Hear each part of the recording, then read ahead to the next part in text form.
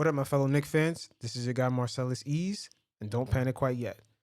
Now, there's a few things to take away from this year's draft. For starters, Leon Rose and his team are pretty much keeping things airtight, as the media don't know really which direction to attack the Knicks.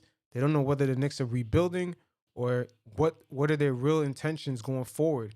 As in this year's draft, the Knicks were very active. They were able to flip the 27th pick and the 38th pick to the number 25 and 33rd.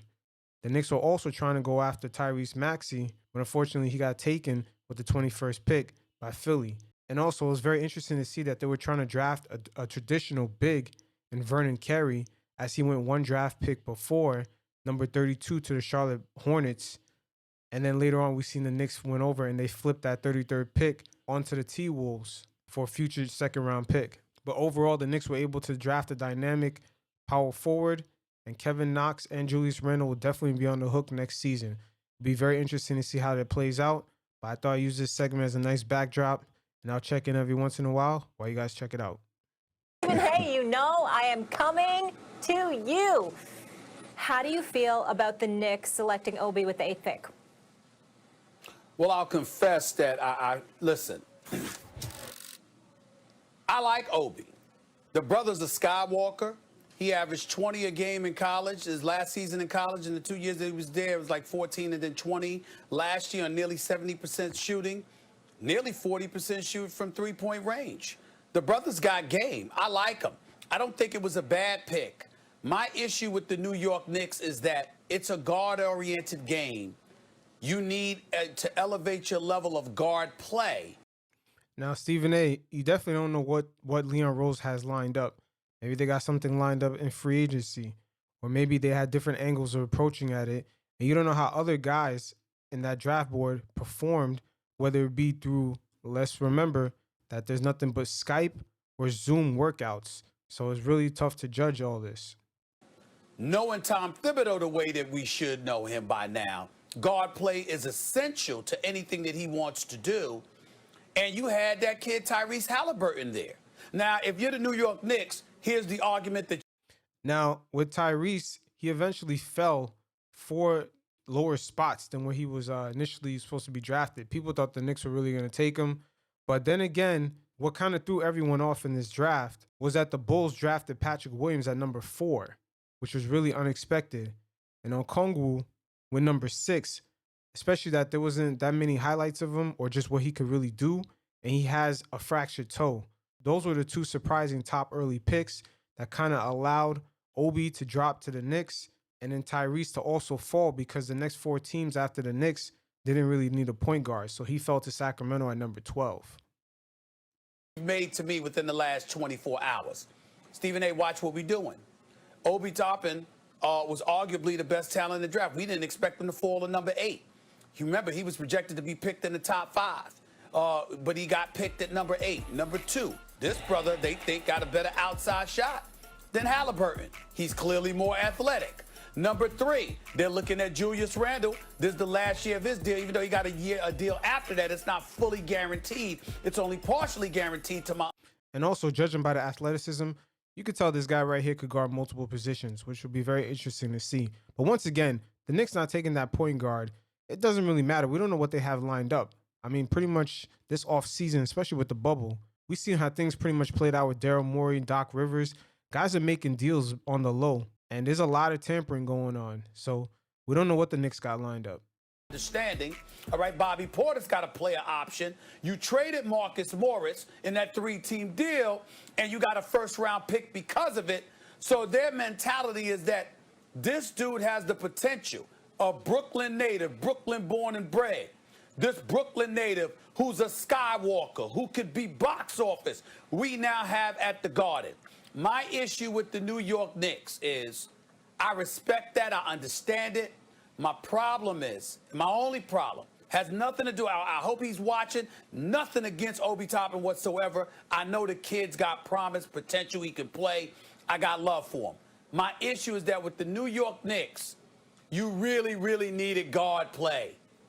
Yeah, once again, it's hard for these guys to even judge all this, because remember, the fan base, the media, remember how everyone reacted to Porzingis being drafted? It's pretty much the same thing. We were not really in the know, because obviously that was a great pick by the Knicks because out of that year's draft, the top 4 picks, only Karl Anthony Towns was pretty much the guy who was guaranteed to be at least a star. Other than that, us picking KP was the second best pick in reality. So you never know going into these things. We're not at these workouts. We're not scouting. We don't know what's what. And Halliburton, according to all the aficionados, was that guard. Apparently not, because he fell 4 teams down. The Spurs could have grabbed him. They have regular guards. They have D White. I mean, they don't have anything special. They passed up on him. There's quite a few teams that passed up on him. It's not about the player himself, his skill set. I just didn't think that was what they needed more than they needed a guard. I hope I'm wrong. I think it was a natural pick for the Knicks. I agree about Halliburton. Like, in a draft where I'm not sure about anybody, Halliburton was the safest pick. Remember, all of us are pretty much not sure about anybody. If you watch the whole coverage of this year's draft, there wasn't that many highlights on all these guys. Not that much at all. Some of these guys got 1 or 2 highlights shown, and then they went on talking about their personal life. This year's draft was very personal, and it was for a reason because a lot of these guys, they didn't have too much, highlights because a lot of their seasons got cut short because of the pandemic. Going to be a nice player, at least, if not a very, very good one. So maybe part of the Knicks' problems is they don't just take the guy that absolutely will be pretty good, and so they constantly are trying to hit a home run. Maybe, who knows? But I wouldn't be surprised if Tyrese Halliburton isn't pretty much far off from Quickley. I mean, their skill sets, who knows? It might be as close. So the Knicks went on and drafted a dynamic power forward. But although Frank Ntilikina is not exactly swinging for the fences, if their rationale is we're trying to replace Julius Randle or Bobby Portis potentially, that's the dumbest thing I ever heard. You want to replace Julius Randle? They gave $20 million a year to do what? The Knicks don't win any games. Julius Randle's okay. He's fine. Like, not a $20 million a year player, and you're looking – so that – no. If that's the rationale, they should just not say that out loud because people will laugh at them. If, however, their rationale is, look, this dude was the best player in college. He's excellent. He has star potential. He's from the area. What can't he do at the 4 spot, especially, right? At least offensively. We believe he can develop defensively. And at 8, when you have a chance to take a talent like that, do it. He has real star potential. I agree. Most people who don't like Toppin point to the fact that he's 22 years old. And we've seen this before where a guy looks amazing in college, especially nowadays when you don't have a lot of 22-year-olds playing, the top draft picks. Isn't that crazy? The era that we're in now, that a 22-year-old being drafted is considered too old. That was pretty much the average age of players getting drafted in the NBA until at least the late 2000s. So that's pretty much under at least 11, 12 years ago. Guys were getting drafted around that age. And all of a sudden, pretty much the one and done culture started happening. 19, 20 years old, he has a couple more years to develop. So maybe his ceiling isn't what you would really project because he's already closer to it than some of the other guys. Most guys hit their ceiling around age 27, 28, 29. That's when they hit their peak. But that aside, if you're not worried about the age so much, you think he's still going to get better?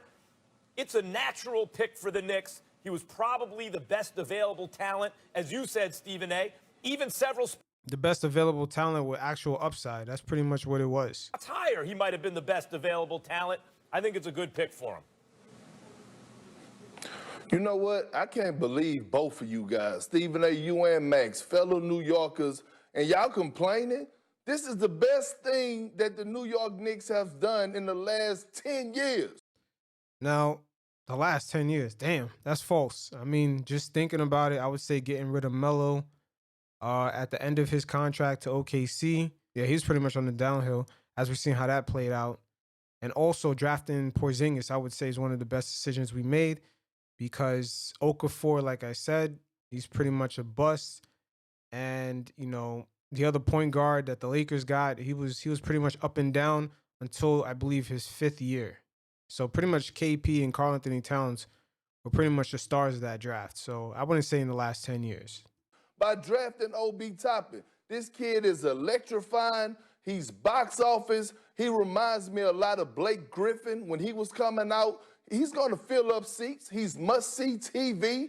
The kid averaged, the young man, I ain't even gonna call him a kid. The young man averaged, he led college with 107 dunks last year. You know, that's interesting what Kendrick Perkins, a.k.a. Pastor Perkins, had said. He's going to be box office, even though the Knicks usually still sell out anyway. But this upcoming season, because of everything that's surrounding Brooklyn and maybe the potential of getting James Harden, getting a guy who can, you know, kind of light up the highlight reel is pretty important right now. And I'm not talking about Kendrick Perkins type dunks, little one-hand, two-hand flushes. I'm talking about between the legs, windmilling and all. And he can stretch the floor. Look, he's ferocious. He's ready. And Max, you're talking about a ceiling. Look, nothing gets you ready like being in the NBA. I was a guy that came straight out of high school, and being in the NBA, sitting on the bench for 2 years, my first 2 years, is what got me ready, because I saw a lot of rookies. Damn, he looks like he could potentially have a nice post-up game if they could develop it a lot more. I mean, he has a nice little touch. I can't front. They went to college for 4 years. They came into the NBA that was 22, 23 years old, and they still wasn't ready. They still had a lot to learn. He's going to learn a lot, especially under Coach Tom Thibodeau. So, look, the New York fans, y'all have something to be proud about, be happy about. You could get the popcorn popping again back in Madison Square Garden. And I tell you one thing, if the Knicks could pull off and trade for Russell Westbrook, you might as well add the butter to the popcorn. But I'm all in for the Obi Toppin with the New York Knicks. I think they hit a home run with that pick. He was the best available player at the time, and they had to grab him. I know you wanted a guard, Stephen A. I know you wanted a guard because you was a guard in high school shooting that broke jumper. I get it. Yo, Stephen A, man, he's normally wrong about a lot. I mean, wasn't he wrong about 9 straight finals? Obi Toppin was a home run for the New York Knicks, period. Yeah, KP, I'm not going to disagree with you, because clearly you've seen him more than I have, and I'll give you. You know, that's interesting right there. The fact that Stephen A just admitted that. I'm telling you, a lot of these guys, they're just making comments. This year's draft is pretty much a blur for a lot of these media members. And for them, remember that they were tripping when the draft lottery happened and the Knicks positioning at number 8. But they were stressing it out for no reason, because your position outside of 1 and 2, even at 1 and 2 pretty much, it didn't really even matter like that. These guys that got drafted this year, they're not changing anything for their franchises. And I know he was a skywalker, and I know about the dunks. I get all of that. I've seen enough highlights of him, and I saw at least one Dayton game this year. But I will tell you this. Here's my thing. You got to remember, I'm not questioning his talent by any stretch of the imagination. I want to reiterate that. I'm thinking about fit, too. I'm thinking about who's he being coached by, and I'm thinking about what personnel they have along with him. Which is great personnel. The Knicks got really great development coaches. I believe they got an assistant from Kentucky. They got another guy who had his own development program in the Utah area, and he ended up working his way up from high school developing players all the way up to NBA players, scouting him out. The Knicks have great personnel as far as front office, all the way to coaching, all the way assistant guys and development guys. And a lot of these guys, they have a lot of connections to various guys and various stars throughout the league. So make no mistake about that. And Tibbs is also known for getting the best out of guys. I mean, we've seen him develop Nate Robinson into basically eliminating Brooklyn in the playoffs when they had Darren Williams and that full squad. So it is what it is. If you had a guard, and in fairness to the New York Knicks, it wasn't like they didn't go and acquire a guard late in the first round, and then I think again in the second round. All I'm trying to say. No, they just acquired one guard. The other guard was traded, but it's interesting because I'm telling you, I'm wondering if the gap between Tyrese and Quickley wasn't that far apart. That's my question mark. I think about guard play, because if I had that solidified, then I'm looking at Obi Toppin and I'm like, this brother in the open court is going to be something special. I think he'll be a bit different in half court play than he is if you're pushing the ball up the floor in the open court and you unleash this brother. If you don't have guards that can do that for you, it can be problematic. But you might be right. I know I'm praying that you're right, KP, because God knows the New York Knicks need all the help that they can get. Stephen A, let's not forget Friday's free agency. It opens up. You could get some guards right then and there. But another key thing for us to look at here is the Knicks trying to draft a traditional big in Vernon Carey. That is a very interesting play right there because this guy is like a slow to very, very, very traditional big. And I'm wondering with Mitchell Robinson's contract kind of being an unrestricted free agent this upcoming, well, not this offseason, next offseason, if that really comes into play here, it'd be very interesting to, kind of take a look at some of that because the Knicks did trade up to get the number 33 pick, but Michael Jordan with the 32nd pick had picked Vernon Carey, and then the Knicks kind of backed off and sent that 33 pick away because I guess they were no longer interested in anyone else. So it's very interesting that they tried to draft a very traditional kind of post-up defensive big. So something to think about.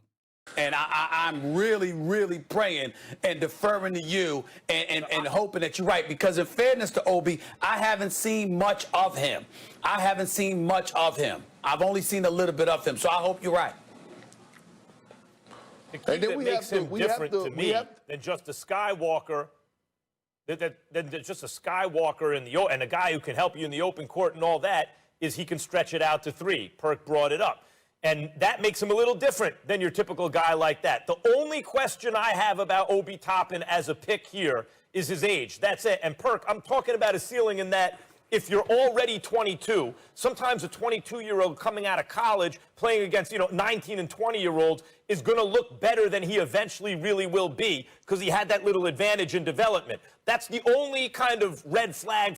I mean, that's not necessarily true. I mean, guys at least 12, 13 years ago were coming into the league around that age. Before this one-and-done culture, most guys came into the league like that. You look at T-Mac, Allen Iverson, that whole era, Vince Carter, those guys were not coming in at 19.